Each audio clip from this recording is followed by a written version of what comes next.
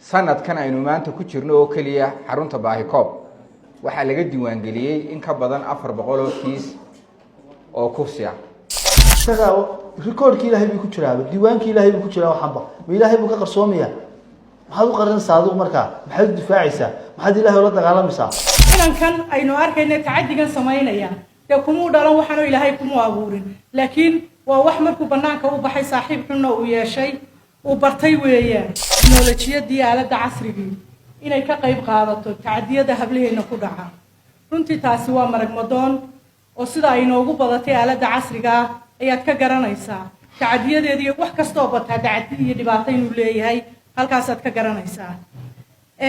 anigu waxaan qabaa labada qof ka tacadiga loo geysanayay iyo ka geysanayaba inaga dhalay inaga waalida. sanadkan aynu maanta ku jirno oo kaliya xarunta Baahikoob waxa laga diiwaan galiyay in ka badan 400 oo kiis oo kufsi ah.